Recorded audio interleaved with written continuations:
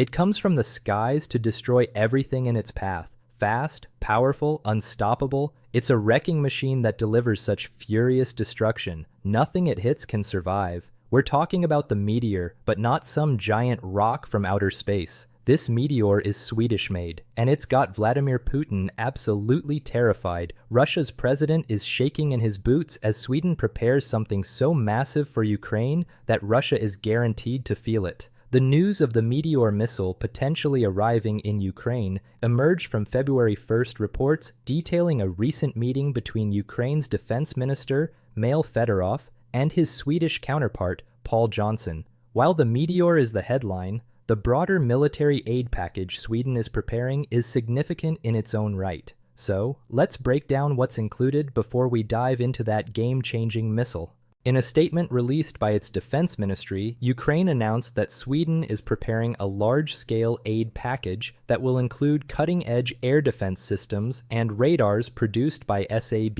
Even more critically, it will contribute to Ukraine's domestic defense industrial base, providing additional electronic warfare systems and, notably, deep strike drones. Euromaidan Press offers even more detail, specifying that these deep strike drones will empower Ukraine to strike Russian targets located far behind the combat lines. Ukraine has plenty of experience in this department. In 2025 alone, Ukraine's long-range drones hit 16 of Russia's major oil refineries, many of them several times over. Euronews reported at one point that Ukraine managed to shut off 38% of Russia's nominal refining capacity, clearly showcasing just how effective the country can be at long range. With Sweden now backing Ukraine, the latter's drone strikes are poised to become even more powerful. Right now, it's unclear if Sweden will be building these drones specifically for Ukraine or if it will fund domestic Ukrainian production via its military aid package. What we do know is that Sweden announced its intention to spend around $440 million developing its own long-range drones and electronic warfare systems on January 12th. So, it's plausible that some of what Sweden intends to build may find its way into Ukraine, eventually targeting key military installations in Russia. Euromaidan Press also adds that another key aspect of the discussions between Fedorov and Johnson was strengthening Ukraine's air defenses, particularly against the constant ballistic missile threat posed by Russia. Again, Ukraine offered few specifics about what Sweden intends to provide here. However, there was a mention of Sweden potentially helping Ukraine acquire more defenses through the Pearl initiative, which we'll explore in more detail later in the video. Then there's the headline weapon, the Meteor. First, a small disclaimer. Sweden's Meteor missile likely won't be part of the immediate aid package destined for Ukraine. That package appears more focused on the radars, air defenses, drones, and electronic warfare systems Fedorov mentioned. However, as Pravda reports, both parties at the meeting discussed the potential for Sweden to send Meteor missiles to Ukraine at some point in the future. This is especially relevant as a means to counter the aircraft launching devastating guided bombs at Ukraine from well behind the combat lines. So the Meteor is a maybe for now, but it could be a game changer for Ukraine's future, and that future looks closer than ever before. Vladimir Putin will be absolutely terrified at the prospect of Sweden's groundbreaking missile arriving in Ukraine.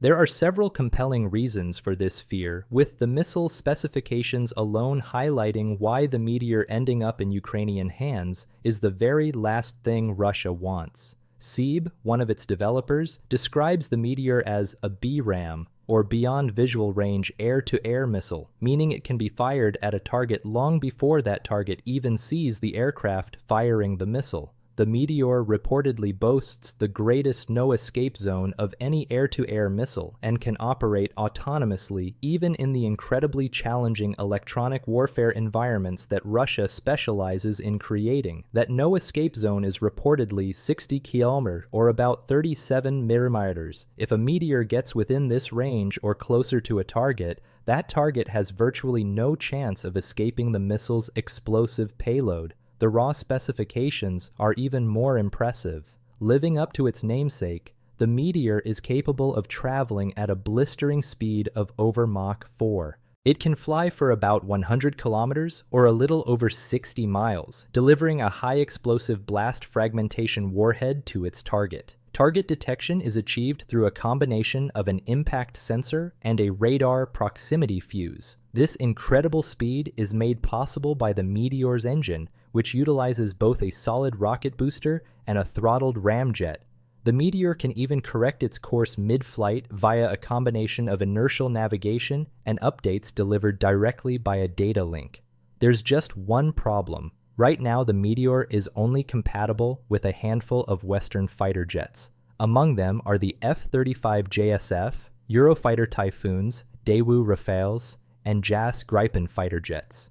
Ukraine has signed a deal to purchase around 100 Rafale jets from France, though those won't arrive for some time.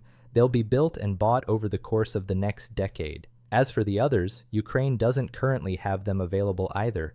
However, the JAS Green is a Swedish-made jet, and that's a significant hint that something else very important was discussed during that meeting of defense ministers in early February. But before we get to that, there's more to learn about the Meteor. In its assessment of the Meteor, Army recognition reveals that Sweden isn't the only Ukrainian ally that played a hand in the missile's development. The outlet states that the Meteor is the result of a collaboration between several European countries, including Germany, Italy, France, Spain, and the UK. These nations, alongside Sweden, have all made massive contributions to Ukraine's courageous effort to defend itself against Russian aggression.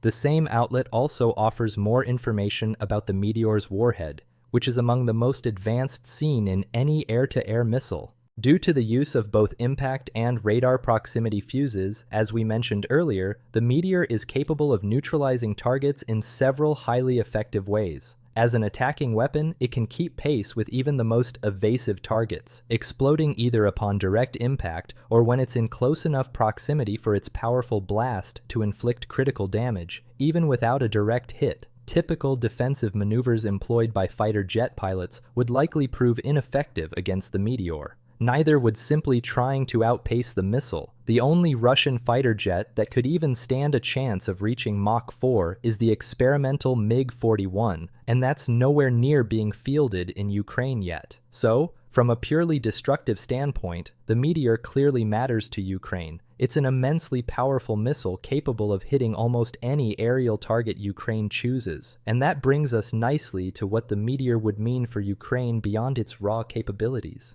The ability to hit targets beyond visual range and at distances of around 60 minutes is incredibly impressive for Ukraine. As United 24 Media points out, much of Russia's aerial threat, particularly when it comes to devastating guided bombs, stems from the fact that Russian aircraft can operate far enough behind combat lines to remain out of range of Ukraine's legacy air-to-air missiles. There isn't much Ukraine can do about this other than targeted mid-range strikes using drones, which are generally more effective against grounded targets rather than those in the air.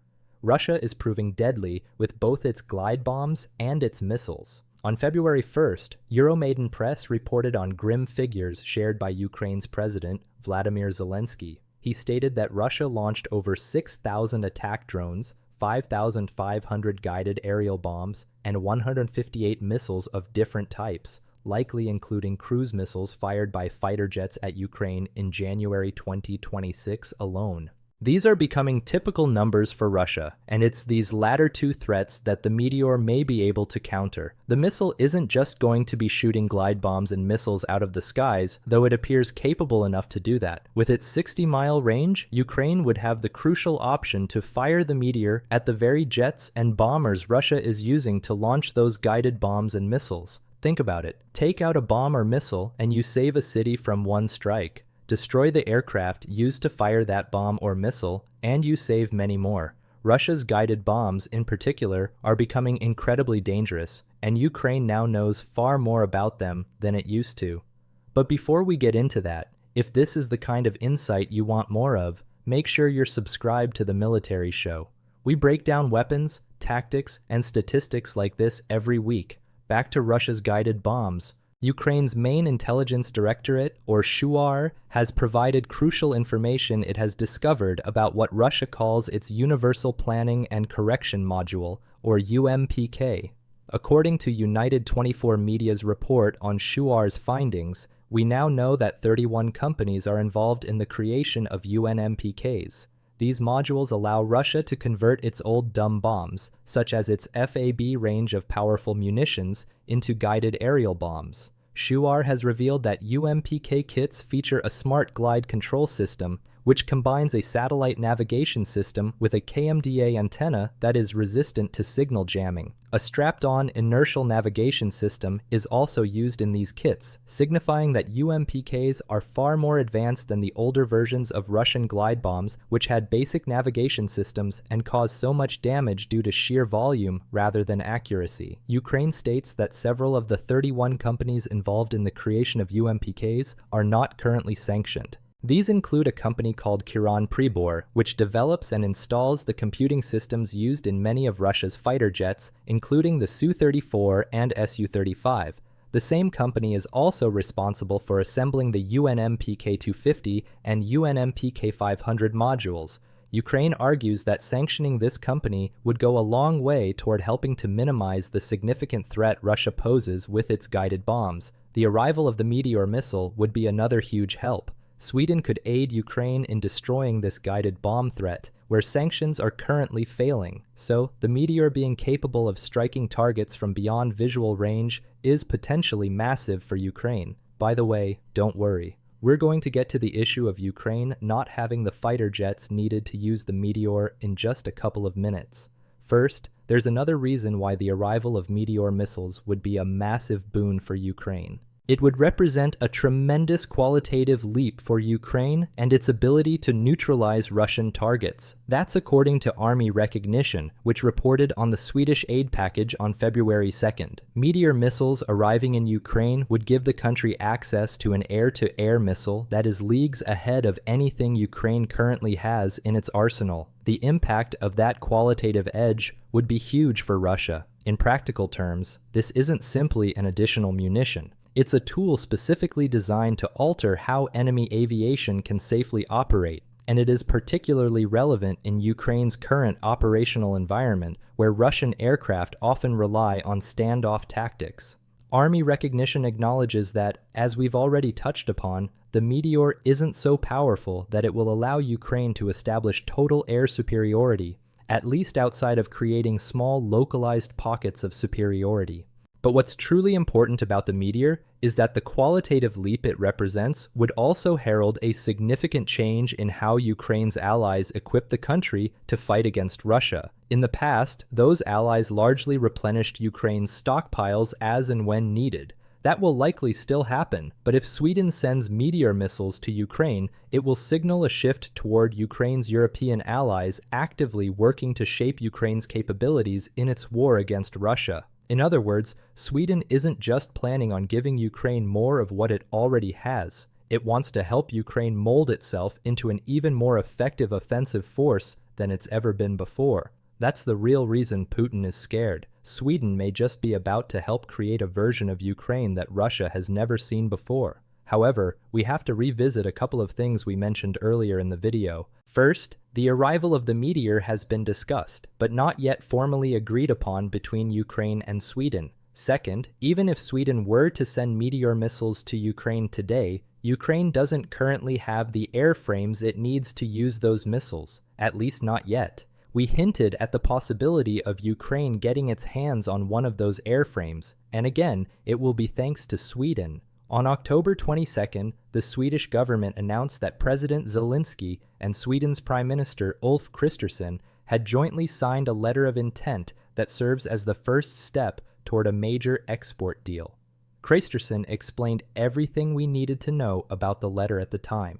"I'm proud to have welcomed President Zelensky to Sweden," Sweden's Prime Minister exclaimed before adding, "Today we have signed an important letter of intent, taking a step towards a massive possible export deal regarding GRE, likely between 100 and 150 fighter jets to build a new and very strong Ukrainian air force." Of course, there are caveats here. A letter of intent doesn't amount to a guarantee that Ukraine is going to receive at least 100 Griffin fighter jets. A lot can change between the signing of that letter and the eventual delivery of the jets. Still, This letter strongly signals that Ukraine is actively working on acquiring the airframe it needs to fire Meteor missiles at Russia. The Gripen may even be the best fighter jet for the job. After all, a missile that is made in Sweden, or at least jointly developed by it and other European nations, is a missile that may be best fired from a Swedish fighter jet. Gripen E fighter jets can also carry up to 7 Meteor missiles, which only amplifies the threat they would present to Russia's fleet of aircraft firing on Ukraine from far behind the combat lines. And according to Zelensky, the first Gripen aircraft may be arriving in Ukraine sooner than anybody expected. In the days after signing the letter of intent with Sweden, Ukraine's president said, "A historic step has been taken now, an agreement with Sweden on Gripen fighter aircraft, and that's a good choice.